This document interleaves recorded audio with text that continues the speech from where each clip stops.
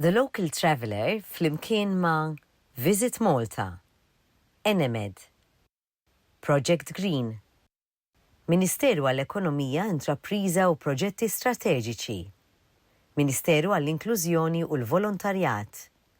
Għaw Malta, kif tista' taqqat l-eżerċizzju mas-siti naturali u mal-ispiritwalità? Fil-programm tal-lum dak li se naraw.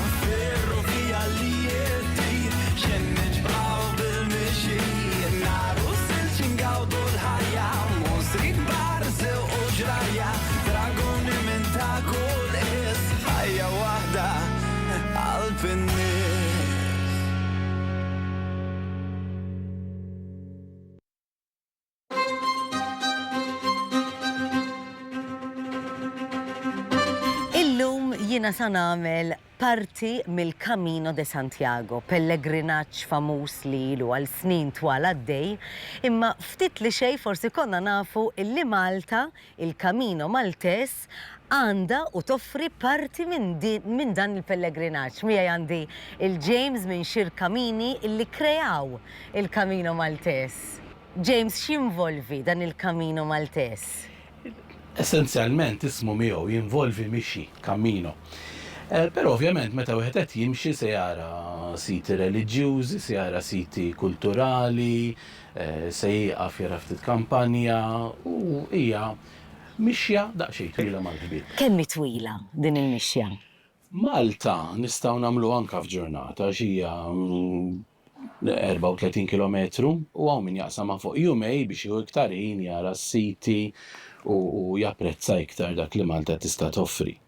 Hawn min għamel anke fuq weekend sieħ ferrixa fuq 3 ijiem għax maħħażit ħsibiet spiritwali. Ġifieri fl-aħħar mill-aħħar dak li jixtieq il-pellegrin. Imma aħna ħanibdew mir-Rabat, mill-Katakombi ta' San Pawl u sa nimxu l-aħħar punti li sa mmorru llum huwa l-Birgu Sant'Angelo.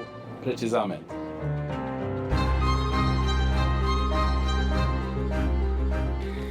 Mela jiena ħriġt il-kredenzjal tal-pellegrin illi huwa dan il-passaport illi trid tittimbra fil-postijiet illi tkun qed iżżur. Ħanibdew mill-Katakombi ta' San Pawl. Bonġu.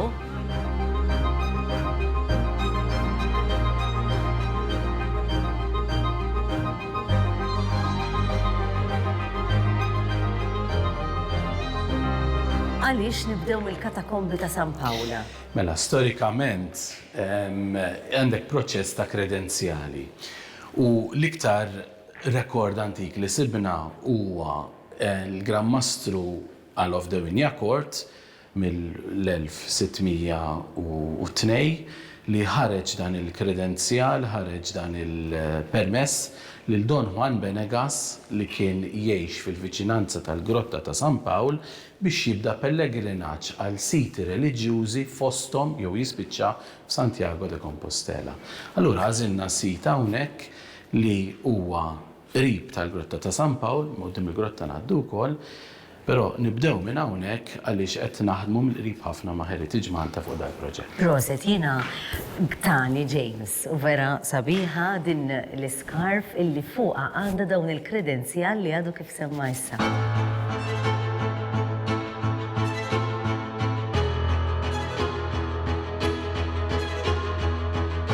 Li hu tajjeb hu illi f'dan il-vjaġġ ħajkun hemm ċertu siti li sa nidħlu fihom dak il-ħin, però ċertu oħrajn bħal tal-Heritage Malta illi għandek bżonn il-ħin għalihom u allura tista' tiġi meta trid bil-kumdita tiegħek, għandek bil-kredenzjal, għandek il-kod tiskenjah u jkollok opportunità toqgħod tarhom bil-kwiet.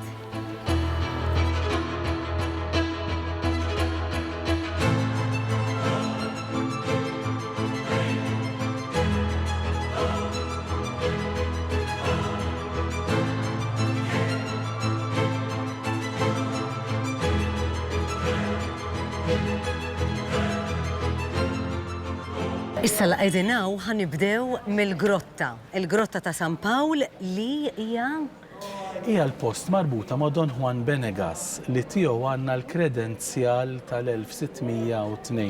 Okay.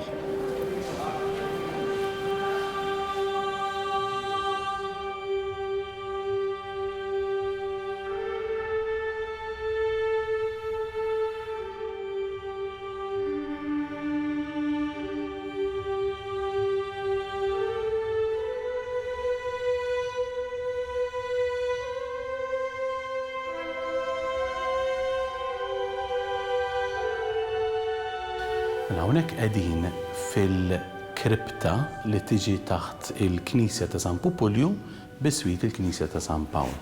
U qegħdin ukoll bib ma' bib mal-Grotta ta' San Pawl.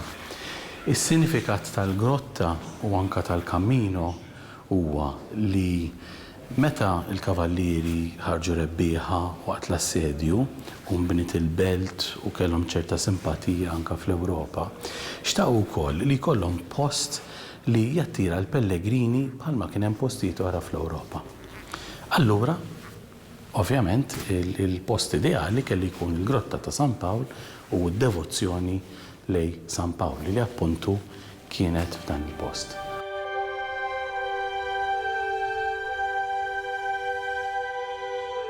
Hemm stejjer interessanti marbutin ukoll mal-religious tourism illum ngħidulu ta' żmien il-kavallieri wkoll fejn kienu jiġu jieħdu frak mill-ġebel tal-grotta għaliex kienu jemmnu li da kellu xi potenza biex ifejja, ġifieri ħaltuh fl-ingwent u jużawh mal-mediċini li kellhom ukoll għax kien ġej mill-post fejn skont il-leġenda kien jgħix San Pawl fit-tliet xhur li għamel Malta.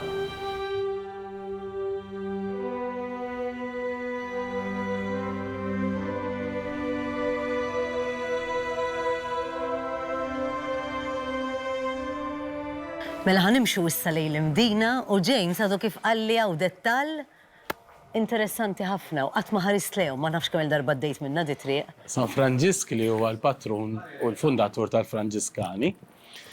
Il-konċezzjoni għaliex skont San Franġisk hija l-patruna tal-Franġiskani, San Giuseppe li huwa il-patrun ta' din il-Knisja u Sant'Antni li kien kontemporanju ma' San Franġisk u għet mill-ewwel Franġiskani. Proset, għall-Mdina.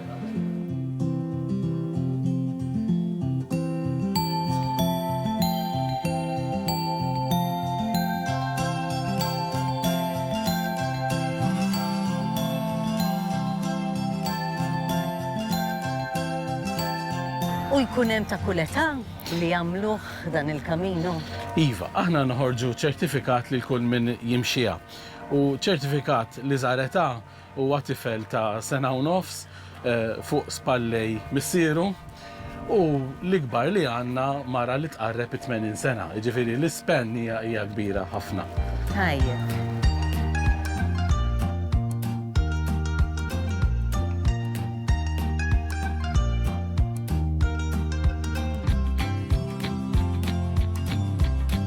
Dettalli għaw hija l-lapida li għandna fuq il-bib, għalkemm il-lapida nnifisha mhix daqshekk antika, tirreferi għal punt storiku antik ħafna għaliex il-nobli tal-Mdina dak iż-żmien kien ta' bħala garanzija lill-Renju tad-Due Siċilje, aħna konna nqgħu taħt ir-Renju ta' Aragon, biex jipprometti li il-mara ta' Monroy kif ukoll is-soldati Aragoniżi li kienu maqbudin ġew Castrum Maris, bisiġ ġew Castrum Maris, mhux se jiġrilhom ħsara.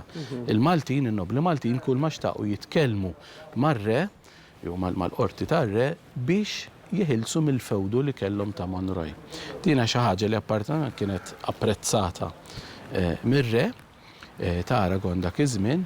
U nsibu anka xi snin wara li r-Re Alfonso kien ġi Malta wkoll kien l-1432 u kien żar ukoll lill-familja nobli u dik tirreferi għal dak iż-żmien. Fil-fatt ngħidula li dak iż-żmien ir-Re Alfons tal Malta l-Manja Karta tagħna fejn Malta ma kellix taqa' iktar taħt fewdu ma taqa' direttament taħt ir-Renju ta' Aragon.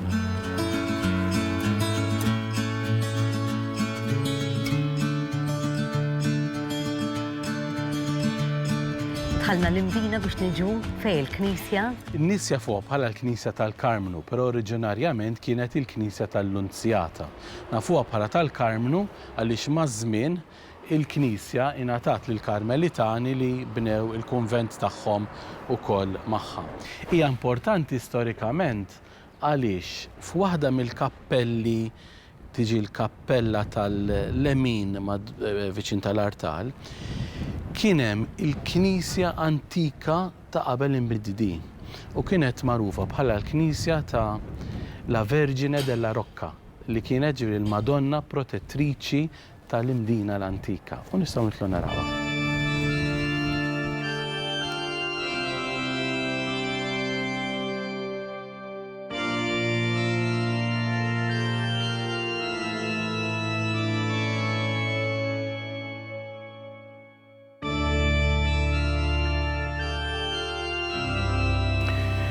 Di kienet il-Knisja oriġinali li mbagħad bnew il-Knisja l-oħra madwarha. Ġifieri il-Knisja oriġinali tal Vergine della Rocca kienet hawnhekk.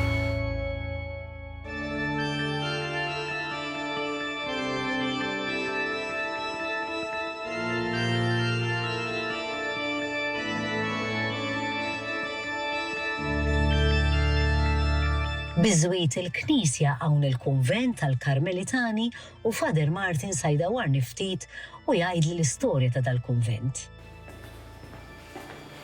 Din hija l-kamra fejn il-Venerabbli Patria Vertan Fenekex u miet. U l-bira kombinazzjoni kellu l-81 years li ilu mejjed.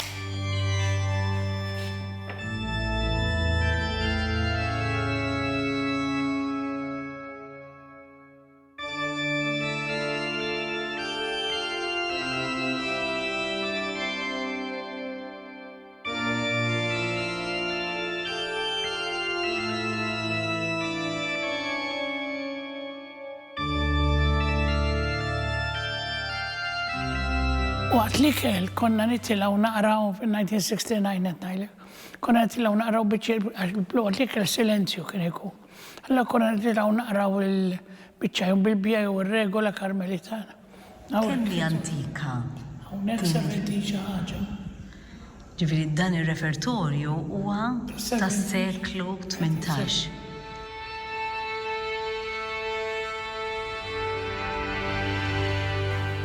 L-affarijiet ċina l-antika di.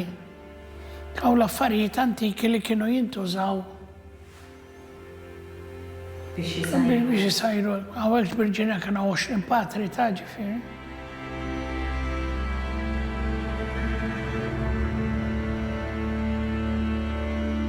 Dik hija inkaljatriċi. Kienu jagħmlu l-qastant. Għawek kienu in-nar biċċa ħadida u d-dur. U jinkaljaw fiha. Waħda mir-rari li fadar. Dan kien isir ġilad kienu jitfaw is-silġ hawnhekk. Mbagħad jitfaw il-krema u l-affarijiet u jagħmlu hekk. Meta jagħmlu hekk bis-silġ jibda jaqgħad minn ġew.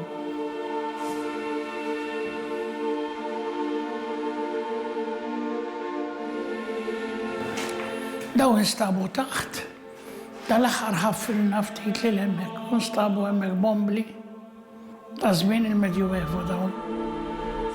Din hija l-qampina li ntużat fir-Revoluzzjoni tal-Maltin kontra l-Franċiżi fit-2 ta' Settembru. Il-pittura hija Mattia Preti u skont Kejċi Berras waħda milli ddokumentata sew. U l-art huwa ta' meta ġewwa hekk tal-injam indurat Zepa Zekkin.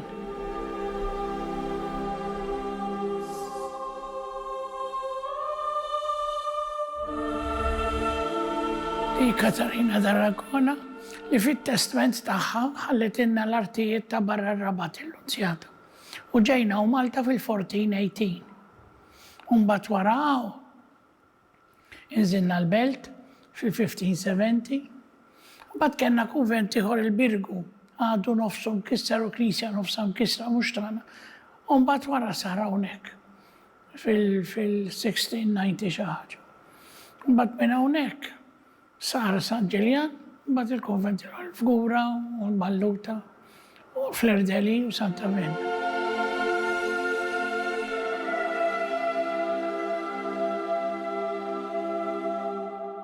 ħajja waħda qalb in-nies. ħajja waħda qalb in-nies.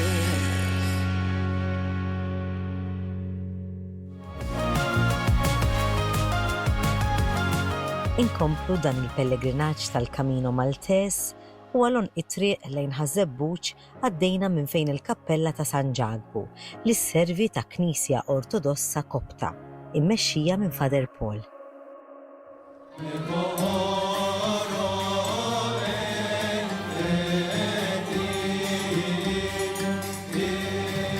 المسير والابن والسبيرتو سانتو. Knisja Ortodossa Kopta hija knisja apostolika San Mark u li ġi l-Eġittu fis-sena 58 wara Kristu u li ħabbar u wassal il-Kristjaneżmu Ortodoss fl-Eġittu. Father Paul El-Surjani ġi fit-2005 Malta u ġi kienaw ftit ammont ta' nies, imma ma kienx hawn post fejn kienu qed iqazzu.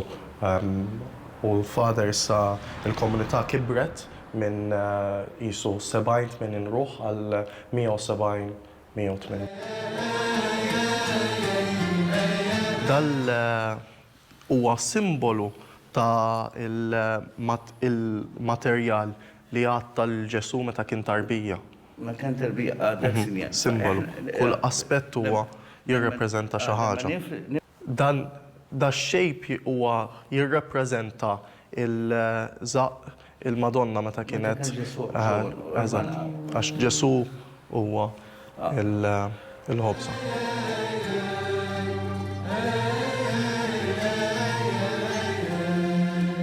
Il-qoddisa issir bil-lingwa oriġinali Kopta u kif ukoll minħabba n-nies ħalli tifhem ċertu aspetti issir bl-Arbi, imma tipikament issir kollha Kopta. Din il-ħobża trid issir kull darba qabel il-qudies. Tagħmilha inti.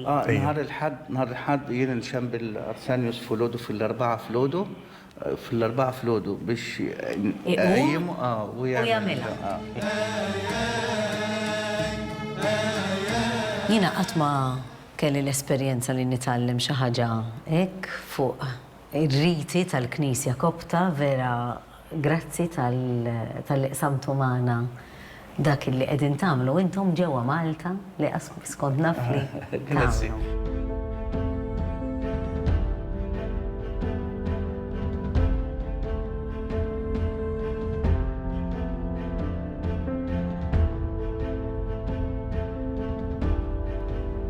Għażilna is-sit ta' San Girgor u l-kappella li għaw warajna ta' San Girgor u l-istatwa illi kif kien qed jgħidli James qed tħares dirett lejn il-katedral tal-Imdina.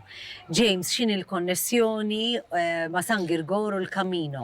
Mela, tħares lej il-katedral tal-Imdina għaliex Malta għandna kammino antiku kol mill-1543 li kien jismu Propace Universali. Illum għadu jeżisti f'verżjoni iktar qasira u nafuh bħala il-Kamino ta' San Girgor. Antikament dak kien jibda mill-Imdina sal-Knisja ta' San Girgor li dak iż-żmien kienet il-Knisja l-Antika ta' Żejtun, il-Knisja l-Antika ta' Santa Katerina. Allura l-istatwa ta' San Girgor tħares għal fejn tibda dik il-mixja. Mela nidħlu nittawlu.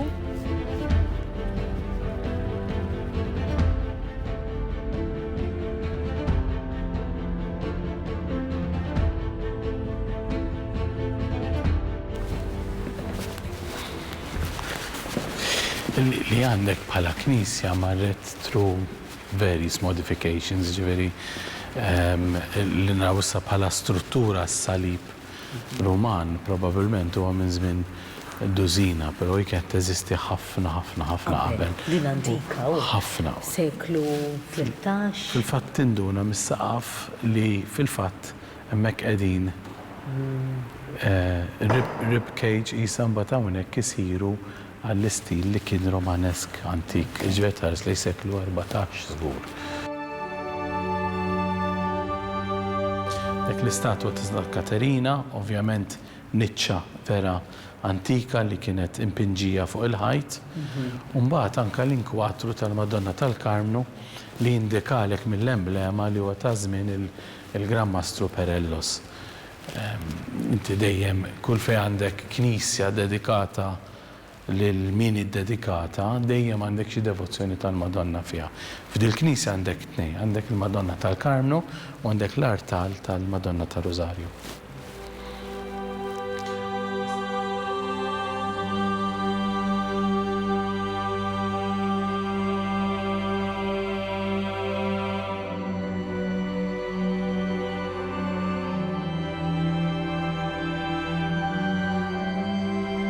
Is-sinifikat ta' dawn l-emblemi huwa li dawn l-emblemi huma jew il-Monsinjur tal-Virga jgħidulu jew il-kantur tal-Katedral tal-Imdina.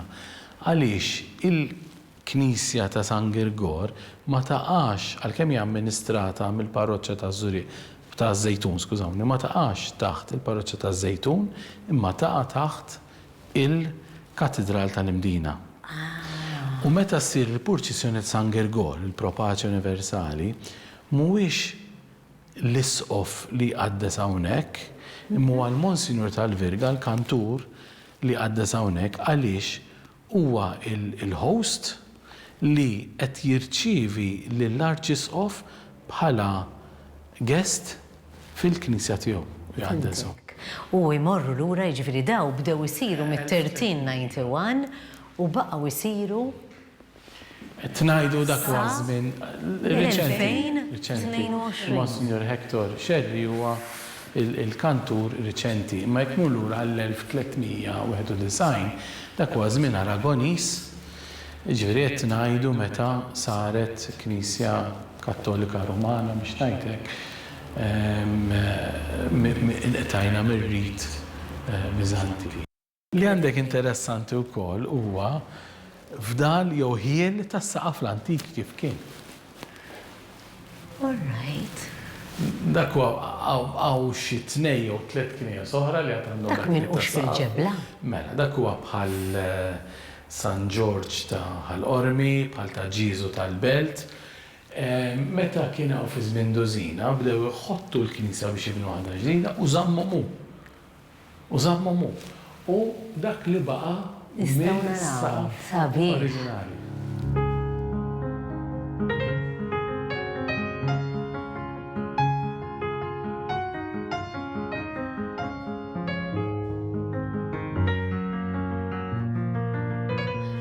Kemmu sabiħ li waqt dawn il-mixjiet wieħed isib l-ispazji il-ħodor. Dan huwa ġnien bellezza, l-ġnien ta' San Klement li qiegħed ħażabbar u qed jipprovdilna parti mit-traġitt biex ngħaddu minn spazju aħdar ta' bejn iż-Żejtun minn fejn tlaqna għall-Birgu fejn sejrin.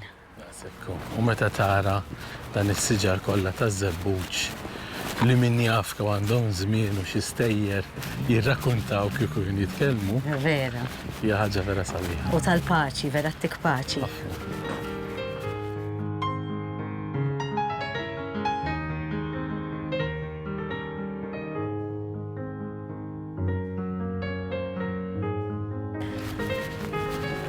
Hawnhekk. Ħanispiċċaw il-Birgu. Mela dal-għodu bdejna bit-tabella minn fej bdiet u issa għandna t-tabella fejn tispiċċa bil-mappa u għandna t-tabella minħabba li Spanja regalatilna il-ħito. Allura għandna il-logo tal-emblema, ċoħe tal-Gvern ta' Malta, l-emblema tal-Gvern ta' Spanja, l-emblema ta' Xirkamini li nidiet il-mixja, l-emblema tal-Malta Tourism Authority, Visit Malta xuman nis li finanzjaw dal-proġett kollu, l-emblema ta' Heritage Malta x'mingħajr l-għajnuna teknika tagħhom il-mixja ma kienx issir. U dritt għal Fort Sant'Angelo.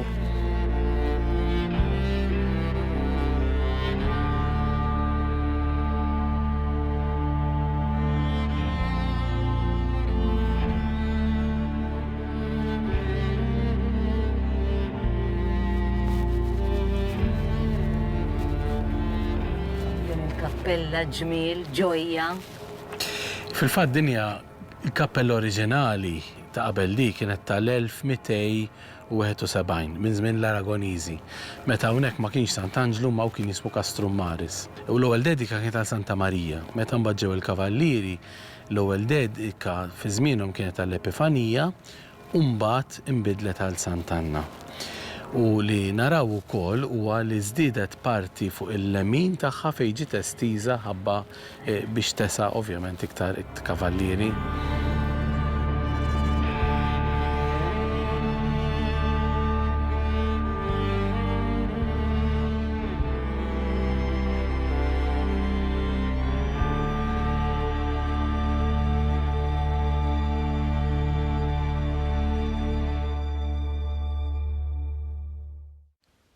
The Local Traveller flimkien ma' Visit Malta, Enemed, Project Green, Ministeru għall-Ekonomija, Intrapriża u Proġetti Strateġiċi, Ministeru għall-Inklużjoni u l-Volontarjat,